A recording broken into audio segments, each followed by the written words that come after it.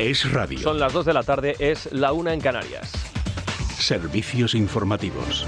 Hay gente que se tira de un puente colgado de una goma para vivir emociones fuertes. ¿Emociones fuertes? Les vamos a contar las noticias del día, se van ustedes a enterar.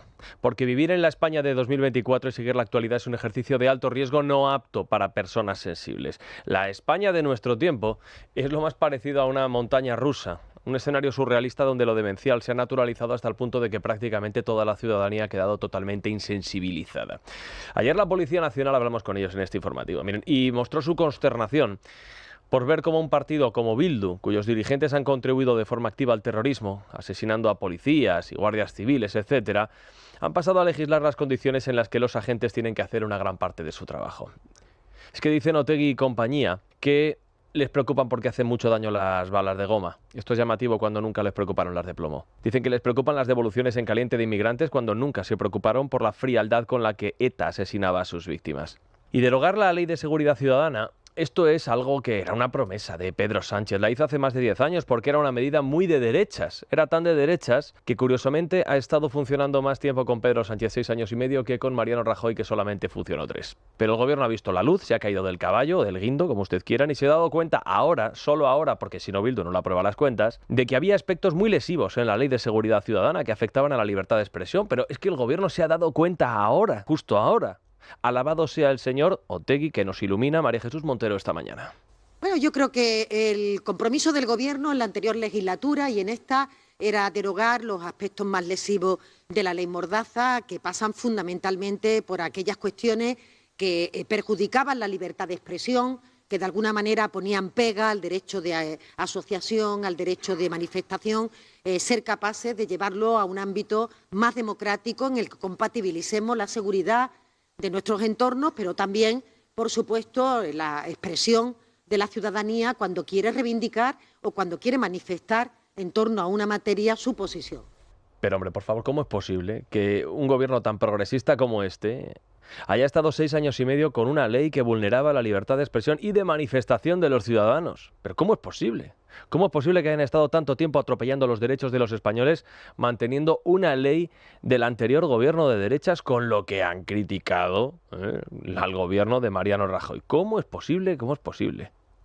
Pues verán, es posible porque la Ley de Seguridad Ciudadana, bien que le sirvió al gobierno, por ejemplo, para mantener el orden público durante la pandemia, pero claro, atrévete tú a dejarla como está, que si no Bildu no te aprueba las cuentas y entonces tienes un problema, ¿verdad?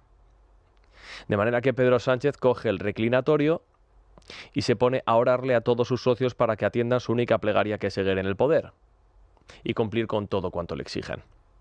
En este país se legisla no porque sean necesidades vinculadas al interés común de todos los españoles, los 48 millones que vivimos en este país, sino porque lo importante son las necesidades relacionadas con el interés personal de Pedro Sánchez, que esta es la cosa. Y lo que tienen en común estas decisiones es que todas ellas, todas, las han confeccionado los que directamente no se preocupan por el bienestar de todos los españoles, sino por el bienestar de solamente una parte de ellos, los independentistas, los nacionalistas.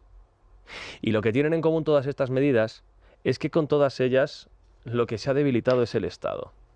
Miren, a cambio de la aprobación de los presupuestos, Esquerra consiguió los indultos y la eliminación de la sedición o la reforma de la malversación del Código Penal. Por el camino, se cesó a la directora del Centro Nacional de Inteligencia porque lo pidió Esquerra y se dio entrada a Bildu y a Esquerra a la Comisión de Secretos Oficiales. A cambio de la investidura de Pedro Sánchez, se hizo una ley de amnistía para rehabilitar a un golpista que con la aquiescencia del gobierno ha vuelto a España este verano sin ser detenido. A cambio de la investidura del presidente se ha tolerado la entrada de un mediador internacional, se ha modificado la ley de enjuiciamiento criminal, se paga para forzar el retorno a empresas a Cataluña, se permite el uso de lenguas cooficiales en el Congreso, además de la celebración de comisiones de investigación a la carta, cesiones en rodalíes, es decir, en los trenes de ahí de Cataluña, y también de la cesión del ingreso mínimo vital. Pero además se va a fomentar el reconocimiento del catalán en Europa. En esto está el ministro Álvarez, que esta semana hemos sabido que es su principal prioridad como ministro, y se han entregado mesas de diálogo con donaciones de deuda pública y se toleran los ataques a los jueces en el Congreso de los Diputados, porque cuando tienen lugar no se dice absolutamente nada. A cambio de investir presidente a Salvador Illa, se va a entregar a Cataluña una financiación a la carta que va a mejorar el dinero que recibe esta autonomía en detrimento o empeorando las condiciones de los demás gracias a lo que se conoce como un cuponazo. Y a cambio de aprobar estos presupuestos o recomponer la coalición de gobierno, Bildu legisla la seguridad ciudadana de todos los españoles y también las condiciones de trabajo de la policía y de la Guardia Civil. Claro que también Pedro Sánchez en los últimos años le ha entregado a Bildu la estilográfica para que escribieran la Ley de Memoria Democrática y previamente les concedió la expulsión de la Guardia Civil de Navarra, el fin de la dispersión de los presos de ETA o el Ayuntamiento de Pamplona. Oiga, plaza importante, esto tampoco está nada mal. Y repasado esto, pregúntese usted ahora mismo por la utilidad que han tenido todas estas medidas y pongan en la balanza esta larga lista de decisiones y si ha servido para mejorar la vida de todos los españoles o solamente la de unos pocos, entre ellos la del presidente del gobierno. Es que la conclusión es que en España se legisla no con arreglo a las necesidades del interés general de los 48 millones de españoles, sino con arreglo a las necesidades de uno solo, que se llama Pedro Sánchez Pérez Castejón. Y esto no se llama gobernar. Esto se llama ceder. Y esta es la desnortada España, que siempre promete y nunca decepciona, con las emociones fuertes. La desnortada España de la que habla quien para todos sus ministros es un referente mundial de la democracia y las libertades. Miren, hoy el prestigioso medio británico The Economist escribe un interesante artículo sobre nuestro presidente. Hay que decir que en realidad no es un ejercicio casi valorativo, sino más bien descriptivo, porque lo que les voy a leer es literal. Explica The Economist que Pedro Sánchez se aferra al cargo a costa de la calidad de la democracia española. Dice The Economist que nuestro presidente es un estratega astuto y despiadado. Explica The Economist que los cambios bruscos de postura de Pedro Sánchez en cuestiones de Estado lo realiza con el único fin de permanecer en el cargo. Y dice que han contribuido a afianzar el cinismo público sobre la democracia española. The Economist afirma que Sánchez gobierna a placer de los nacionalistas radicales catalanes y vascos, a pesar de que muchos votantes preferían una coalición con el Partido Popular.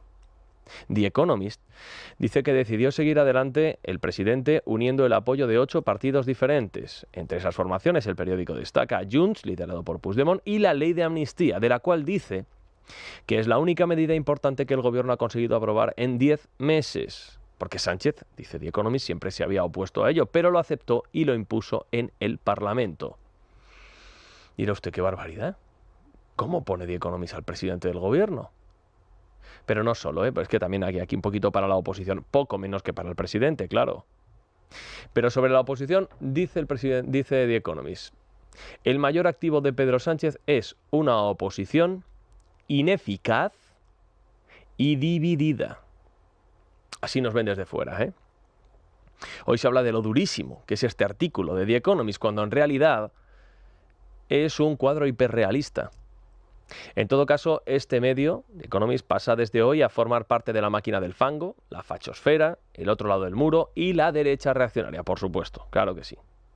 Suerte que sea un medio de fuera de España, ¿eh? Y suerte que Pedro Sánchez no pueda legislar contra él ni cortarle la financiación. Porque desde luego al presidente, tal y como están las cosas, no le faltarían ganas para hacerlo. Es noticia. Con Juan Pablo Polvorinos. Es radio.